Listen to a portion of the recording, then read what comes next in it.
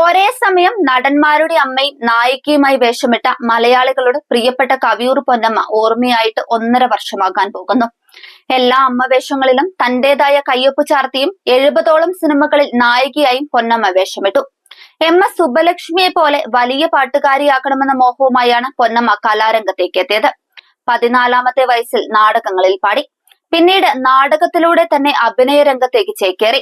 പതിറ്റാണ്ടുകൾ നീണ്ട അഭിനയ ജീവിതത്തിൽ പകർന്നാടിയതിൽ ഭൂരിപക്ഷവും അമ്മവേഷങ്ങൾ.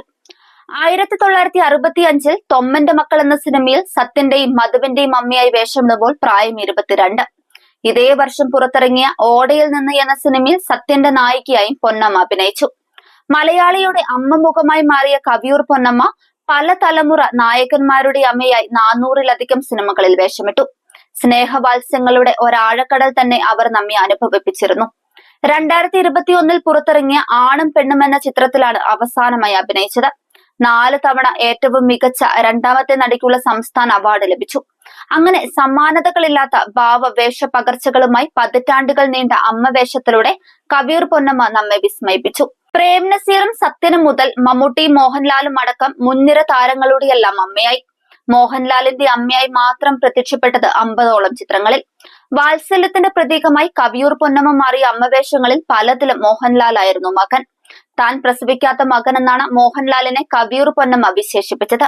മാതൃദുഃഖം അവസാനിപ്പിക്കാൻ ഹിസ്ഹൈറസ് അബ്ദുള്ളയിലെ ഉണ്ണി എന്ന ഒരൊറ്റ വിളി മാത്രം മതിയായിരുന്നു പൊന്നമ്മയ്ക്ക്. അങ്ങനെ പേറ്റുനോവറിയാതെ കിട്ടിയ മക്കളെ പോറ്റിയ യശോദയായി പലവട്ടം അവർ. തേന്മാവൻ കൊമ്പത്തും ബാബ കല്യാണിയുമെല്ലാം അതിന് ഉദാഹരണങ്ങളാണ്. സ്നേഹസമ്പന്നയും വാത്സല്യനിധിയുമായ കവിയൂർ പൊന്നമ്മയുടെ അമ്മമാർ മക്കളെ തെറ്റിദ്ധരിക്കുകയും തള്ളിപ്പറയുകയും ചെയ്ത നിമിഷങ്ങളിൽ മലയാളിയുടെ നെഞ്ചു തകർന്നു.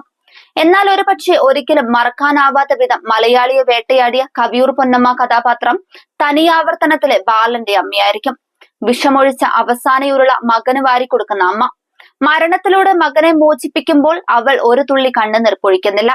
തന്നിലേക്കെത്തിയ എല്ലാ കഥാപാത്രങ്ങളെയും പൂർണ്ണതയിൽ എത്തിച്ചു എന്ന സാക്ഷാത്കാരം കൊണ്ടാണ് കവിയൂർ പൊന്നമ്മ അഭിനേത്രി എന്ന നിലയിൽ തിളങ്ങിയത്. അവിടെ അമ്മവേഷങ്ങളിൽ ഒതുങ്ങിപ്പോയി എന്ന പരാതിയോ തന്നേക്കാൾ പ്രായമുള്ളവരുടെ അമ്മയായി അഭിനയിക്കുന്നതിൽ നീരസമോ ഉയർന്നില്ല. നെല്ലിലെ സാവിത്രിയും നിർമാല്യത്തിലെ നാരായണിയും ടിപ്പിക്കൽ അമ്മവേഷത്തിന് പുറത്തെ കവിയൂർ പൊന്നമ്മയെ മലയാളത്തിന് കാണിച്ചു തന്നിട്ടുമുണ്ട്.